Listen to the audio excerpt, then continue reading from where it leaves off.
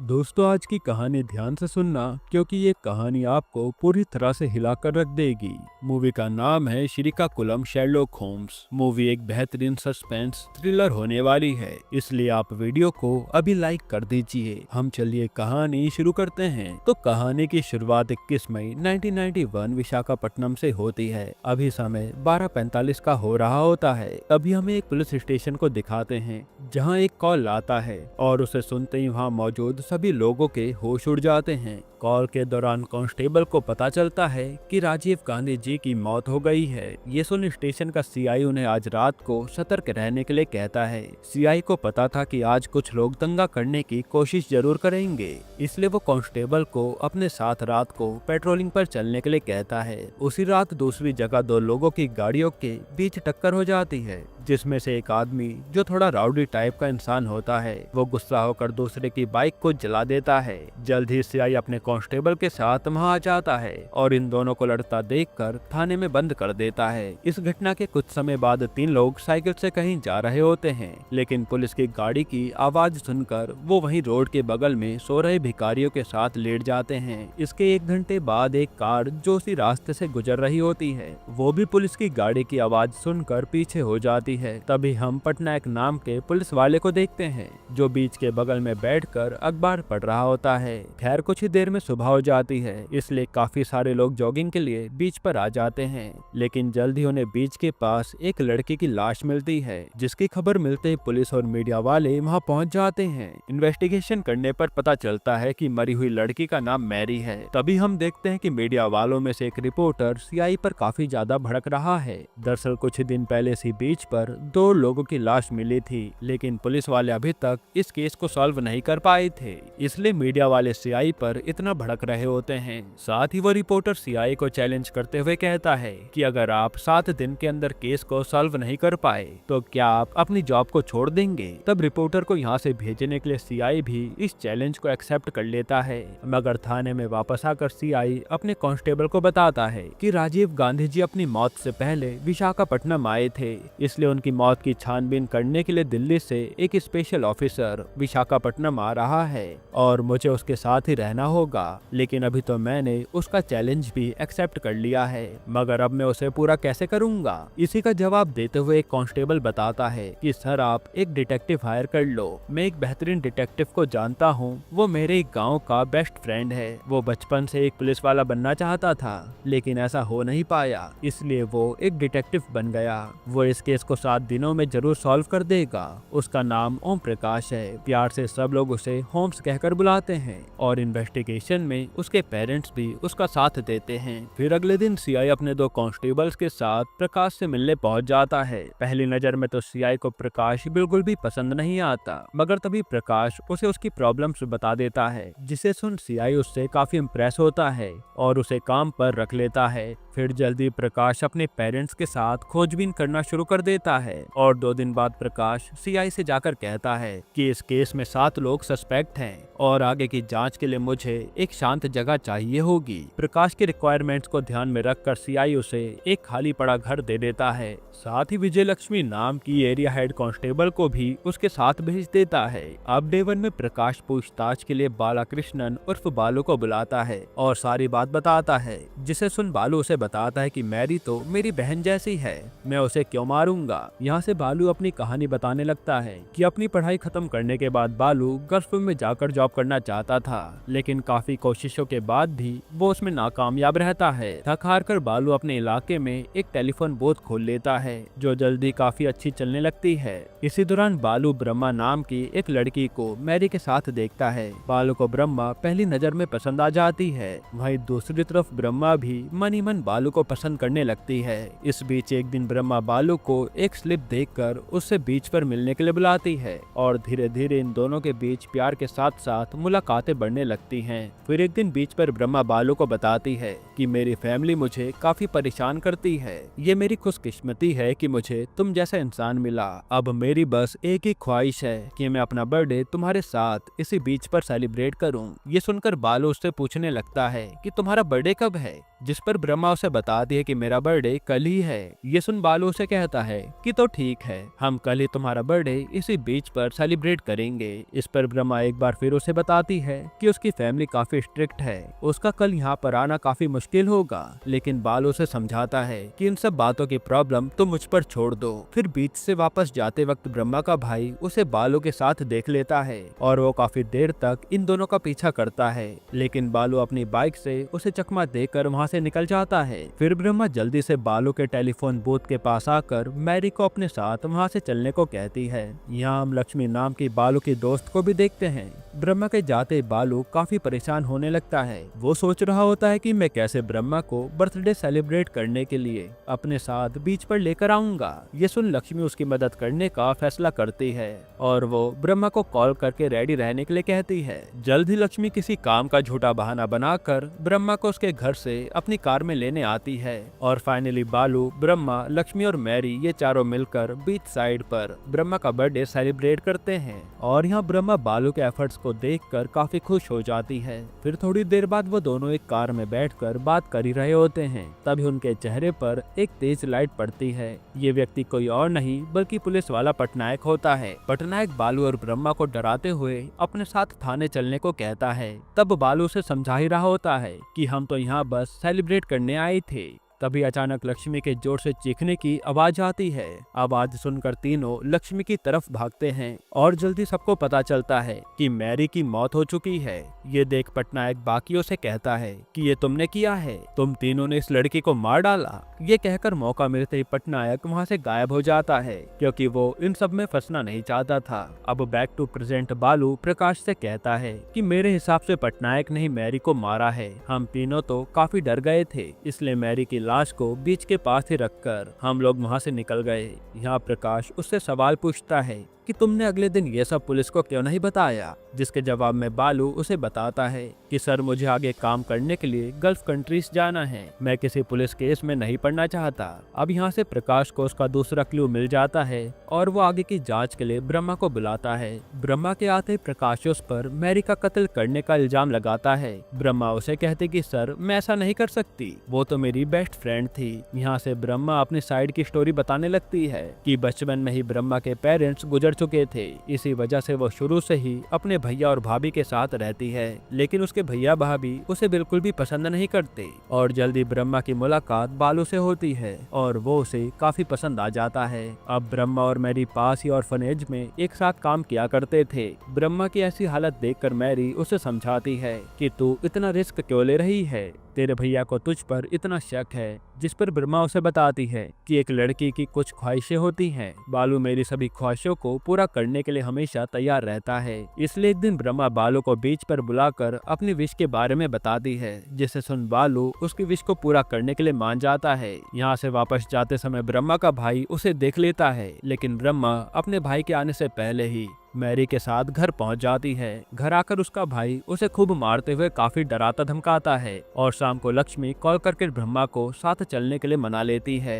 फिर जल्दी चारों लोग बीच साइड पर आकर ब्रह्मा का बर्थडे सेलिब्रेट करते हैं और केक कटिंग करने के बाद बालू और ब्रह्मा एक कार में जाकर आपस में बातें कर रहे होते हैं कि तभी 3 मछुआरे आकर उन्हें परेशान करने लगते हैं। बालू उन्हें रोकने की काफी कोशिश करता है, लेकिन वो तीनों ब्रह्मा को छेड़ने लगते हैं। तभी अचानक उन्हें लक्ष्मी के चीखने की आवाज आती है और लक्ष्मी के पास मैरी की लाश देखकर वो तीनों मछुआरे डर कर वहाँ से भाग जाते हैं। फिर बालू, ब्रह्मा और लक्ष्मी मैरी की लाश को बीच साइड पर ही रखकर वहाँ से निकल जाते हैं। अब ब्रह्मा प्रकाश को बताते हैं कि मुझे तो लगता है कि उन्हीं तीनों ने मैरी को मारा है। यहाँ प्रकाश ब्रह्मा से वही सवाल पूछता है जो उसने बालू से पूछा था कि तुमने अगले दिन जाकर ये सब पुलिस को क्यों नहीं बताया, जिसके जवाब में ब्रह्मा उसे बताती है कि सर हम लोग काफी डर गए थे और अगर मेरे भाई को ये सब पता चलता तो मेरा भाई तो मुझे जान से ही मार डालता। खैर यहाँ बालू और ब्रह्मा की स्टोरी में काफी डिफरेंस है, देखते हैं किसकी कहानी सच निकलती है। वहीं दूसरी तरफ वो रिपोर्टर बार बार आकर सीआई को परेशान करता रहता है कि अभी तक आपने मैरी के केस को सॉल्व नहीं किया।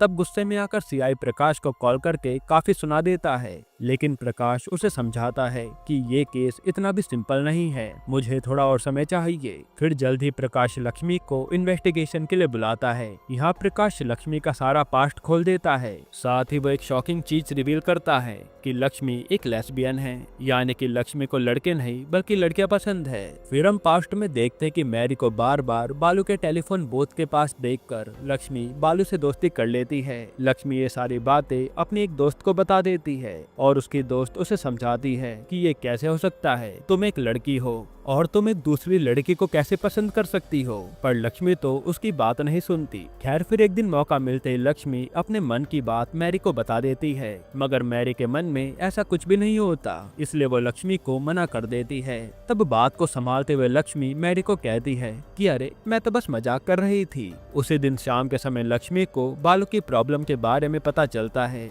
यहाँ लक्ष्मी अपना दिमाग लगाती है और बालू को ब्रह्मा से मिलाने के बहाने मैरी से मिलने का भी प्लान बनाती है और प्लान के मुताबिक ये लोग बीच साइड पर मिलते हैं, जहाँ बालू और ब्रह्मा के जाने के बाद हम मैरी को देखते हैं जो बीच साइड पर सुडोकू खेल रही होती है। तब मौका मिलते एक बार फिर से मैरी को अपना प्यार जाहिर करते हुए किस करने की कोशिश करती है, लेकिन मैरी उसे दूर करके उससे झगड़ा करने लगती है। इसी हाथापाई के बीच लक्ष्मी मैरी को गले में स्टैब करके जान से मार डालती है। अब बैक टू प्रेजेंट लक्ष्मी प्रकाश को बताती है, सर मैंने मैरी को नहीं मारा है। जैसे ही मैंने मैरी को अपने दिल की बात बताई, वो इस बात से गुस्सा हो उठी और एक वाइन की बोतल से मेरे सर पर हमला कर दिया था, जिस वजह से मैं बेहोश हो गई थी। फिर जब 10 मिनट बाद मैं उठी तो मेरे सामने मैरी की लाश पड़ी हुई थी और हम लोग काफी डर गए थे, इसलिए मैरी की लाश को हमने वही बीच पर छोड़कर भाग निकले। अब इसी वक्त कांस्टेबल विजय लक्ष्मी आकर प्रकाश को मैरी की पोस्टमार्टम रिपोर्ट दिखाती है, जिसमें साफ साफ बताया होता है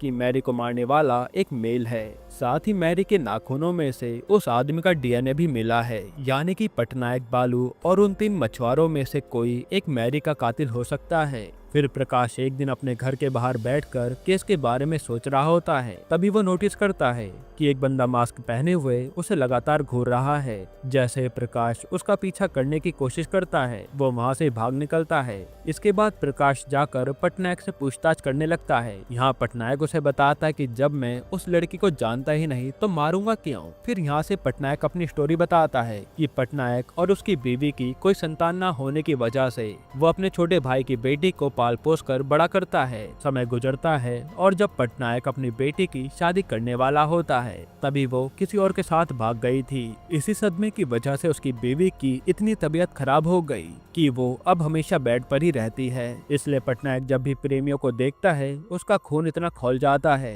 कि वो उन लोगों को साथ में खुश नहीं देख पाता। इसी कारण से उसके सीनियर्स ने उसे काम से कुछ दिनों के लिए सस्पेंड कर दिया था। फिर उस रात को पटनायक परेशान होकर बीच के पास दारू पीकर घूम रहा होता है और घूमते हुए वो बालू और ब्रह्मा को पास आते हुए देखता है। फिर जब पटनायक ये सब पुलिस को बताने के लिए जा रहा होता है, तभी कोई पीछे से आकर उसके सर पर हमला कर देता है और दोबारा होश में आकर पटनायक देखता है कि सब लोग वहाँ से गायब हैं। इसलिए थोड़ी देर बाद पटनायक भी अपने घर वापस आ जाता है। अब ये सब सुनकर प्रकाश उन तीनों मछुआरों को अपने पास बुलाता है और उनसे पूछताछ चालू कर देता है। यहाँ ये तीनों प्रकाश को बताते हैं कि उस रात हम लोग पीकर पूरे मूड में थे, तभी हमने एक बोट पर एक लड़का लड़की को पास आते हुए देखा। लड़के को मार पीट कर हमने लड़की के साथ दुष्कर्म कर दिया था। यानी मैरी का केस सॉल्व करते हुए प्रकाश दूसरा केस भी सॉल्व कर देता है। खैर प्रकाश उनसे मैरी के बारे में पूछता है, जिस पर वो लोग बताते हैं कि सर उस दिन हमने एक रेड कलर की कार देखी थी, लेकिन उसमें कोई था ही नहीं। जब हमने पास जाकर देखा तो एक लाश के बगल में 2 लड़की और एक लड़का बैठकर रो रहे थे। ये सब देख हम काफी डर गए थे, इसलिए अपनी साइकिल लेकर हम वहाँ से जल्दी ही भाग निकले। मगर उसी रास्ते पर पुलिस की कार को देखकर हम वही रोड पर सो गए थे। यानी ये वही लोग थे जो हमने मूवी की स्टार्टिंग में देखा था। खैर अब ये सब सुनने के बाद प्रकाश कंफ्यूजन में होता है कि आखिरकार मैरी को मारा किसने है। फिर यहाँ सीआई आकर प्रकाश पर गुस्सा होते हुए उसे काम से निकाल देता है। तब यहाँ विजय लक्ष्मी भी उसे समझाती है कि तुम जबरदस्ती इस केस के पीछे क्यों पड़े हो। तब यहाँ प्रकाश अपनी कहानी बताता है कि वो एक छोटे से गांव से है। वो शुरू से एक पुलिस वाला बनना चाहता था, जिसके लिए वो काफी कोशिश करता है, लेकिन उसके आखिरी अटेम्प्ट में भी वो फेल हो जाता है। और जब प्रकाश अपने माँ बाप से ये बात शेयर करने के लिए गाँव वापस जाता है, तभी एक बीच के पास उसे अपने माँ बाप की लाश दिखाई पड़ती है। मतलब पूरी कहानी में प्रकाश के साथ रहने वाले उसके पेरेंट्स उसके इमेजिनरी विजन्स थे। एक और खास बात यह है कि जिस बीच पर प्रकाश के माँ बाप की लाश मिली थी, उसी बीच पर कुछ समय बाद मैरी की लाश भी मिली थी।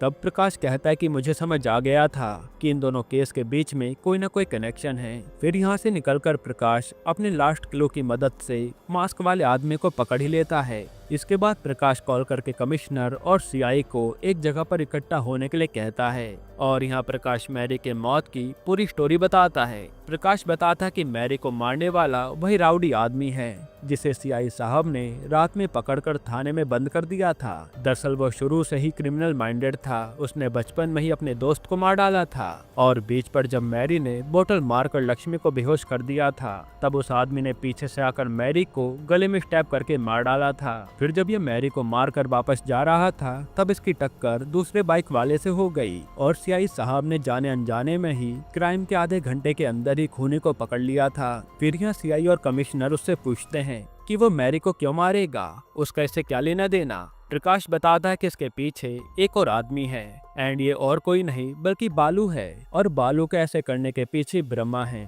ये सुनते ही वहाँ मौजूद सभी लोगों के होश उड़ जाते हैं। तब प्रकाश उन्हें बताता है कि ब्रह्मा के कहने पर ही बालू ने मैरी को मारने की सुपारी उस आदमी को दी थी। यहाँ प्रकाश ब्रह्मा की सच्चाई बताता है कि उसके घर में कोई से टॉर्चर नहीं करता है, बल्कि उल्टा ब्रह्मा अपने भाई और भाभी को नीची नजरों से देखती है। दरअसल ब्रह्मा बचपन से ही बड़े लाड प्यार से बड़ी हुई थी। इसके पिता इसकी हर ख्वाहिशों को पूरा करते थे, मगर एक दिन अचानक अपने पिता के गुजर जाने की वजह से ब्रह्मा को एक गहरा सदमा लगा था और फिर वो सोचने लगती है कि अब मुझे गरीबों वाली जिंदगी जीने पड़ेगी और थोड़े थोड़े पैसों के लिए हाथ फैलाने पड़ेंगे। फिर वो मन ही मन सोचती रहती है कि मुझे काफी सारे पैसे कमाने हैं ताकि मैं ऐशो आराम से जी सकूं। जिसके बाद जल्दी ब्रह्मा एक ऑर्फनेज में काम करने लगती है, जहां उसकी मुलाकात मैरी से होती है और ये दोनों अच्छी दोस्त बन जाती हैं। इसी ऑर्फनेज को माइकल नाम के फादर चलाया करते थे। यहाँ ब्रह्मा जगन्नाथ शास्त्री नाम के डॉक्टर को देखती है, जो अक्सर ऑर्फनेज में आया करता था। धीरे धीरे ब्रह्मा उसे पसंद करने लगती है और शास्त्री के साथ सेटल होने के सपने देखने लग जाती है। फिर एक दिन अखबार में ब्रह्मा किडनी ट्रांसप्लांट की खबर पड़ती है, जिसे देख ब्रह्मा शास्त्री से इसके बारे में पूछने लगती है। तो शास्त्री उसे समझाता है कि ब्रह्मा मेडिकल साइंस अब काफी आगे निकल चुका है, इसलिए अब ये सब पॉसिबल है। वहीं दूसरी तरफ एक आदमी आकर माइकल को काफी खड़ी खोटी सुनाता है। दरअसल फॉरेन से जो फंड्स इस ऑर्फनेज को आते थे, वो सारे पैसे माइकल ने गायब कर दिए थे। तब माइकल माफी मांगते हुए थोड़े समय का वक्त मांगता है। वहीं ब्रह्मा ये सब सुन लेती है, इसलिए वो एक जबरदस्त प्लान बनाकर माइकल को बताती है कि ऑर्फनेज में जितने भी हैंडीकैप्ड बच्चे हैं, हम एक एक करके उनके ऑर्गन्स को बेच देंगे। ये सुनकर माइकल शुरू में तो मना करता है, मगर ब्रह्मा के समझाने पर मान जाता है, क्योंकि फिर वो करोड़पति बन जाएंगे। अब प्लान के मुताबिक रूटीन चेकअप के नाम पर शास्त्री सभी बच्चों का ब्लड सैंपल ले लेता है। वहीं ब्रह्मा ने पहले कोलकाता में किसी से बात कर ली होती है। फिर जल्दी ब्रह्मा, शास्त्री और माइकल एक साथ मिलकर हैंडीकैप्ड बच्चों की तबीयत को खराब कर देते हैं और प्लान के मुताबिक आगे के इलाज के लिए उस बच्चे को कोलकाता भेज दिया जाता है, जहाँ ब्रह्मा ने पहले ही बात कर रखी होती है। फिर कोलकाता में वो डॉक्टर्स इलाज के नाम पर बच्चों की किडनी निकाल लेते हैं, मगर ऑर्फनेज में वापस आने के कुछ दिनों बाद ही बच्चों की मौत हो जाती है, जहां माइकल और ब्रह्मा बच्चों के रिलेटिव्स को इन्फेक्शन होने की वजह से मौत का कारण बताते हैं। और यहाँ सब लोगों को ऑर्फनेज पर भरोसा था, इसलिए कोई कुछ भी नहीं कहता। लेकिन इसी बीच मैरी सभी बच्चों के पेट पर कट के निशान देखती है। इसके बारे में थोड़ा खोजबीन करने पर उसको सारी सच्चाई पता चल जाती है। फिर एक दिन शास्त्री, माइकल और ब्रह्मा अपनी मीटिंग कर रहे होते हैं, जहाँ इस बार ब्रह्मा का प्लान होता है क्यों ना इस बार इन बच्चों के हड को ही बेच दिया जाए। तब शास्त्री इस बात के लिए मना करता है क्योंकि ये काम काफी रिस्की हो सकता है, लेकिन ब्रह्मा को तो पैसों का नशा चढ़ चुका था, इसलिए वो उसे बस शांत रहने के लिए कहती है। तभी मैरी ये सब अपने कैमरे में रिकॉर्ड कर लेती है और मैरी सारे सबूतों को ले जाकर सीआई को बताने के लिए थाने पहुंच जाती है, मगर उस समय वो सीआई काफी बिजी होता है, इसलिए मैरी उसे कुछ भी बता नहीं पाती। हालांकि जल्दी ये खबर ब्रह्मा तक भी पहुंच जाती है, जिसके बाद ब्रह्मा बिना फंसे मैरी को रास्ते से हटाने का जबरदस्त प्लान बनाती है। और ब्रह्मा को पता था कि बालू पहले से उस पर फिदा है, इसलिए वो उसे बीच पर बुलाकर अपने प्यार के जाल में फंसाती है। साथ ही वो बालू को बताते कि बालू, मैं तुमसे बहुत प्यार करती हूँ, लेकिन मेरे ऑर्फनेज वाले मुझे लंदन भेजना चाहते हैं और मैं तुम्हें भी अपने साथ ले जाना चाहती हूँ, मगर मेरी मेरे रास्ते का कांटा बन रही है। इन सब बातों को सच मानकर बालू उस राउडी आदमी को मैरी को मारने की सुपारी दे देता है। फिर हमें पता चलता है कि जब पटनायक बीच पर आया था तब ब्रह्मा ने ही उसके सर पर हमला किया था, इसलिए अपने राज को छुपाने के लिए बालू और ब्रह्मा दोनों ने अलग अलग स्टोरी सुनाई थी। फिर सीआई उससे पूछता है कि तुमको ये सब कैसे मालूम चला। तब प्रकाश बताता है कि मैरी के मरने से पहले वो बीच पर सुडोकू खेल रही थी और उसने मरने से पहले महाराणा प्रताप के ऊपर टिक कर रखा था, जिसकी थोड़ी और छानबीन करने पर मुझे पता चला कि महाराणा प्रताप के घोड़े का नाम चेतक था। वहीं उस आदमी के स्कूटर का नाम भी चेतक है। फिर स्कूटर को थोड़ा अच्छे से देखने पर मुझे उसमें कई सारे सबूत मिले। बाद में प्रकाश बताता है कि इस केस में एक और बंदे का हाथ है और वो कोई और नहीं बल्कि सीआई का एक कांस्टेबल है। उसी ने मैरी के स्टेशन आने की खबर ब्रह्मा को दी थी। अब यहाँ प्रकाश एक और बात का बड़ा खुलासा करता है, क्योंकि कुछ समय पहले जब मेरे माँ बाप काम की तलाश में ऑर्फनेज आए थे, तब उस समय इन दोनों ने माइकल की सारी बात सुन ली थी। तब यहाँ ब्रह्मा को भी पता चल जाता है कि ये दोनों सच जान गए हैं। फिर वो उन दोनों को इमोशनली ब्लैकमेल करके अपने बर्थडे सेलिब्रेशन के लिए बीच पर लेकर आती है और मौका मिलते उन दोनों को वहीं मार डालती है। फिर हमें पता चलता है कि असल में जब प्रकाश के पेरेंट्स की मौत हुई थी, उस जगह पर प्रकाश को एक बड़े केक का बॉक्स मिला था और वही बॉक्स उसने मैरी के क्राइम स्पॉट पर भी देखा था। यानी कि प्रकाश ने एक साथ अपना भी केस सॉल्व कर दिया था, जिसके बाद गुनहगारों को सजा हो जाती है और यहीं पर यह मूवी खत्म होती है। दोस्तों, आपको ये कहानी कैसी लगी हमें कमेंट में जरूर बताइएगा, और इसके अलावा आप कौन सी मूवी का एक्सप्लेनेशन चाहते हैं वो भी कमेंट कीजिएगा। बाकी अगर आपको हाल ही में ये कमाल की मूवी देखनी है तो आप ये वीडियो देख लीजिए।